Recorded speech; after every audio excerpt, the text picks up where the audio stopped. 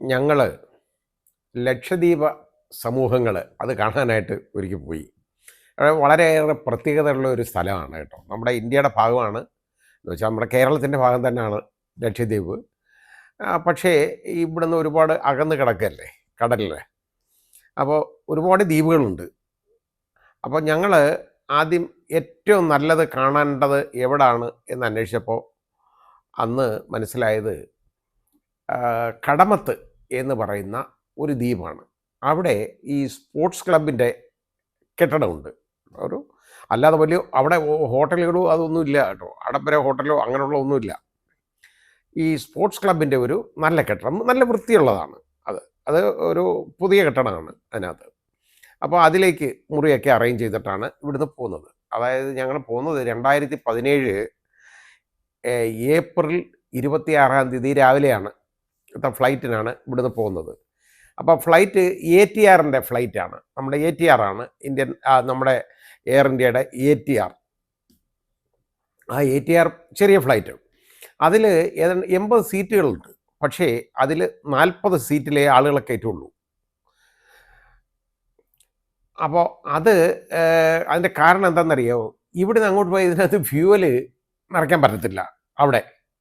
അപ്പോൾ ഇവിടുന്ന് തിരിച്ചു വരാനുള്ള ഫ്യൂവലും കൂടെ കൊണ്ടുപോകണം. അതുകൊണ്ട് വെയിറ്റ് ഇത്രയും പേര്, 40 പേരെ മാത്രമേ അത് കയറ്റി കൊണ്ടുപോകുള്ളൂ. അങ്ങനെ പോയി. അത് ഏതാണ്ട് ഈ 40 പേരോളം ആ ഫ്ലൈറ്റിലുണ്ടായിരുന്നു.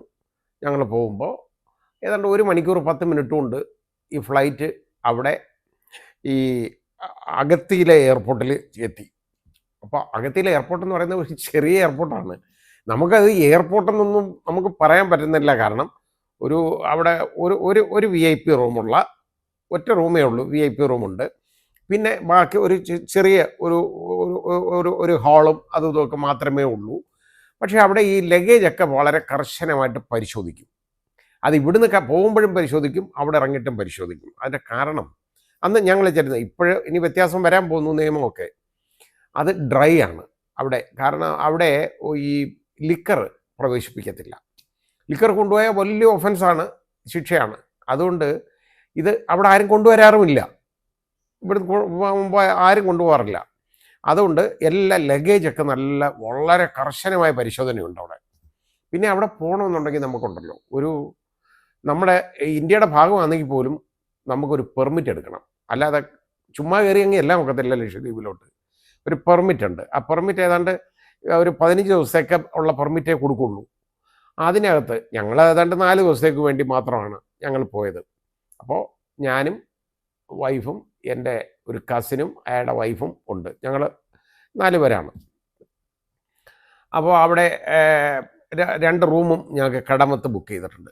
അപ്പോൾ ഇതിൻ്റെ പ്രത്യേകത എന്ന് പറയുന്നത്, ഈ സ്ഥലം എല്ലാവരും ഒന്ന് കണ്ടിരിക്കണം കേട്ടോ. അത് നിർബന്ധമായിട്ടും കാണേണ്ടതാണ് ലക്ഷദ്വീപ്. അപ്പോൾ അവിടെ ആദ്യം അകത്തിൽ ചെന്ന് ഞങ്ങൾ ഇറങ്ങുന്നു. ഞാൻ പറഞ്ഞില്ലേ, എയർപോർട്ട് വളരെ ചെറുതാണ്. ഇത് കഷ്ടിച്ച് ഈ ഫ്ലൈറ്റ് പോയി നിൽക്കാനേ പറ്റുള്ളൂ കേട്ടോ. ATRൻ്റെ ഫ്ലൈറ്റ് ഓടിച്ചെന്ന കടലിനത്തോട് വളരെ അടുത്താണ് പിന്നെ ഇതിൻ്റെ റൺവേ അവസാനിക്കുന്നത്. അവിടെ ആകുമ്പോഴത്തേക്ക് നിന്ന് കിട്ടും എന്നേ പറയാൻ പറ്റുള്ളൂ. കാരണം വളരെ ചെറിയ എയർപോർട്ട്.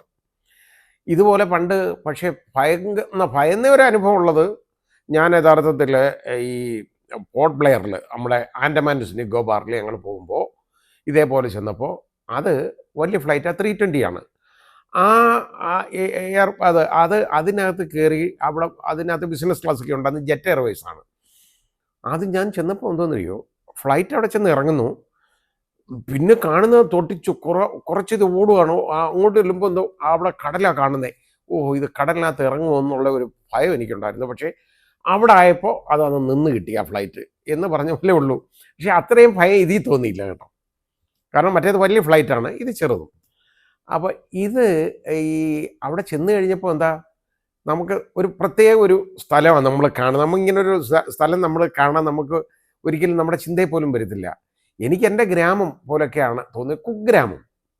ഇങ്ങനെ ഈ പിന്നെ ഓരോ വസ്തുക്കൾ നിറച്ച് തെങ്ങുകളാണ്. ഒരു തെങ്ങിൻ്റെ മൂട്ടിലൊക്കെ തന്നെ ഒരു 3-4 തെങ്ങൊക്കെ ഉണ്ട്. ആ രീതിയിലാണ്. എല്ലാത്തിലും നല്ല കായ്ഫലമുള്ള തെങ്ങുകളും. അപ്പോൾ അത് നല്ല പച്ചപ്പാണ് ഈ തെങ്ങിന്. നല്ല കൊള്ളാം, നല്ല രസമാണ് തെങ്ങ് കാണാൻ. മറ്റ് വൃക്ഷങ്ങളെന്ന് പറയുന്നത് വളരെ കുറവാണ്. ഉണ്ട്. അപ്പം പ്ലാവ് ഞാൻ നോക്കി ഉണ്ട്. പക്ഷേ അന്വേഷിച്ചപ്പോൾ എന്തെന്നറിയോ, അതിൽ ചക്ക കായ്ക്കത്തില്ല. അതുപോലെ മാവുകൾ ചിലത് നിപ്പുണ്ട്, മാങ്ങ പിടിക്കത്തില്ല. അവിടെ ആകെ ഉള്ളതെന്ന് പറയുന്നത് ഈ തെങ്ങ് മാത്രമാണ്. തേങ്ങ ഇഷ്ടംമാതിരി കിട്ടും. അത് തേങ്ങ അടന്നിങ്ങനെ കിടക്കുകയാണ്. ഒരുപാട് പേരും ഇത് പറക്കത്തൊന്നുമില്ല തേങ്ങ, കാരണം അതുപോലെ ഉണ്ട്, അങ്ങ് ഇഷ്ടംമാതിരി കിടക്കുകയാണ്. ഓരോ വീടിൻ്റെയും ഒക്കെ ചെറിയ ചെറിയ വീടുകളാണ് ഉള്ളത്. ആ വീടിൻ്റെയൊക്കെ ആ കോമ്പൗണ്ടിൻ്റെ ചുറ്റുമായിട്ട് നമ്മൾ ഈ തെങ്ങിൻ്റെ മടലൊക്കെ ഉണ്ടല്ലോ, അത് കീറി ചെറിയ ചെറിയ ഇത് വേലി പോലെ കെട്ടിയിട്ടുണ്ട്. അല്ലാതെ മുള്ളുവേലിയൊന്നും അല്ല, അവിടെ അങ്ങനെ ഒരു പ്രശ്നമില്ല. ഈ ദ്വീപുകളുടെ പ്രത്യേകത എന്ന് പറഞ്ഞാൽ, അപ്പോൾ ഞങ്ങളവിടെ ഈ അഗത്തിയിൽ ചെല്ലുന്നു, എയർപോർട്ടിൽ ചെന്നു. എയർപോർട്ടിൽ ചെന്നതിന് ശേഷം ഞങ്ങളെ അവിടുന്ന് ഒരു വാഹനം ആയിട്ട് ഒരാൾ നിൽപ്പുണ്ടായിരുന്നു. സലാഹുദ്ദീൻ എന്ന് പറയുന്ന ഒരു സ്പോർട്സ് ക്ലബിൻ്റെ ഒരു ഉദ്യോഗസ്ഥനാണ്. അവിടെ കാത്തു നിൽപ്പുണ്ട്. അപ്പോൾ അയാൾ ഞങ്ങളെ ഒരു വാനിനകത്ത് കയറ്റി ഞങ്ങളെ കൊണ്ടുപോയി. ഞങ്ങളോടൊപ്പം കുറേ ഒരു 2-3 സായിപ്പന്മാരും മദാമ്മമാരും ഒക്കെ ഉണ്ട്. അപ്പോൾ അവരും പിന്നെ നോർത്ത് ഇന്ത്യൻസ് രണ്ടും ഉണ്ടായിരുന്നു. ഞങ്ങളെ കൊണ്ടുപോയി. ഇപ്പം ആഹാരം കഴിക്കാനാണ് കൊണ്ടുപോകുന്നത് കേട്ടോ. അവിടെ കൊണ്ടുപോയി ചെന്നപ്പോൾ ഒരു വീടിന് മുമ്പിൽ കൊണ്ടു നിർത്തി. ഞാൻ ചോദിച്ചു, വീടാണ് ഇവിടെ? ഹോട്ടൽ? ഇല്ല, ഇവിടെ ഹോട്ടലൊന്നുമില്ല സാർ, ഇവിടെ വീട്ടിൽ അറേഞ്ച് ചെയ്തേക്കുന്നത്. ഒരു വീട്ടിൽ ഫുഡ് അറേഞ്ച് ചെയ്ത് ഞങ്ങൾക്ക് വെച്ചിട്ടുണ്ട്. അപ്പോൾ ഉച്ചയ്ക്ക് ഉള്ള ഫുഡാണ്. നോക്കുമ്പം ഗുണമൊന്നുമുള്ളതല്ല ആഹാരം, എന്നാലും അത് അല്പം ആഹാരം കഴിച്ചു. അത് കഴിഞ്ഞതിന് ശേഷം പിന്നെ ഞങ്ങൾക്ക് പോകേണ്ടതെന്ന് പറഞ്ഞാൽ ബോട്ട് ജെട്ടിയിലേക്ക് പോകണം. അവിടുന്ന് ഞങ്ങൾ നേരെ സലാഹുദ്ദീൻ കയറ്റി ബോട്ട് ജെട്ടിയിലോട്ട് കൊണ്ടുപോയി. ബോട്ട് ജെട്ടിയിൽ ചെന്നപ്പോൾ അവിടെ ഒരു സ്പീഡ് ബോട്ട് കിടപ്പുണ്ട്. ആ സ്പീഡ് ബോട്ടിനകത്ത് അത് നല്ല നല്ല സ്റ്റൈൽ തന്നെ ഒരു ബോട്ടാണ് അവിടെ കിടക്കുന്നത്. അതിൻ്റെ ആ ഫ്രണ്ട് വശത്ത് ആയിട്ട് മുകളിൽ മേൽക്കൂരയുണ്ട്, നല്ലതായിട്ട് ഇത് ഉണ്ട്. അതുണ്ട് ഈ ബാക്കിലെ ഒരു ഭാഗം ഒഴിഞ്ഞു കിടപ്പുണ്ട്. അപ്പോൾ എനിക്ക് ബുദ്ധിപരമായിട്ട് ഈ സലാഹുദ്ദീൻ പറഞ്ഞു തന്നു, സാർ ഇതിനകത്ത് കയറിയിരിക്കരുത്. അകത്ത് ഈ സീറ്റ് സൈഡിലാണ്, 2 സൈഡിലുമായിട്ടാണ് സീറ്റുകൾ.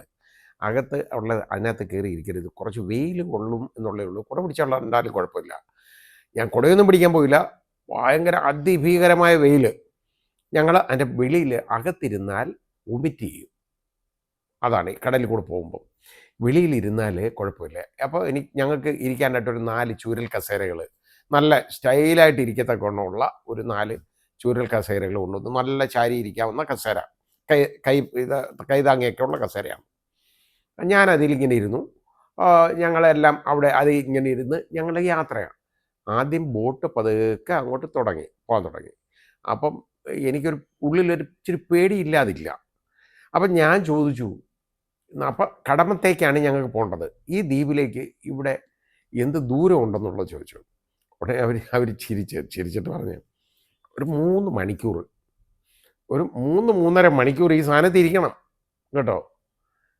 ഇത് ആദ്യം പതുക്കെ ഞാൻ വിചാരിച്ചു അത് വളരെ പതുക്കെ ആയിരിക്കും പോകുന്നത്, അതുകൊണ്ടാണെന്ന് വിചാരിച്ചു. ഇതങ്ങോട്ട് കയറി കുറച്ചങ്ങോട്ട് ഉൾക്കടലിലോട്ട് ചെല്ലാറാവുന്നത് വരെ ഇത് പതുക്കെ അങ്ങോട്ട് ചെറുതായിട്ട് ഒന്ന് പോയി തുടങ്ങി.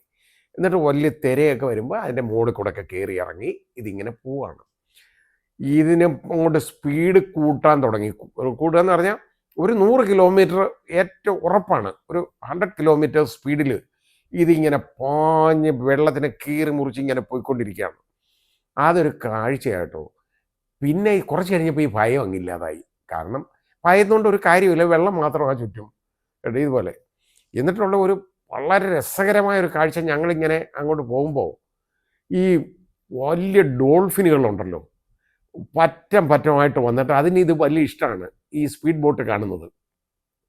ഇതിൻ്റെ പിന്നിൽ വന്നിങ്ങനെ എടുത്ത് ആകാശത്തേക്ക് കുതിച്ച് ചാടും, അത് ഉള്ളിയിട്ട് വീണ്ടും താഴോട്ടിറങ്ങും, പിന്നെയും ചാടും. അങ്ങനെ പല ഗ്രൂപ്പുകളായിട്ട് ഡോൾഫിനുകൾ ഞങ്ങളെ ഇങ്ങനെ പിന്തുടരുന്നതാണ് കാണുന്നത്. അത് അങ്ങനെ ഒരു 3.5 മണിക്കൂർ ഉള്ള യാത്രയിൽ കഴിഞ്ഞ് ഞങ്ങൾ നേരെ ഈ കടമക്കുടി നേരത്തെ തോന്നുന്നു ഇവിടെ കടമത്ത്, എനിക്ക് ഇവിടുത്തെ കടമക്കുടി ദ്വീപ് ഓർമ്മ വരും. കടമത്തെന്ന് പറയുന്ന ഐലൻഡിൻ്റെ അടുത്തെത്തി. ശേഷം അടുത്തതിൽ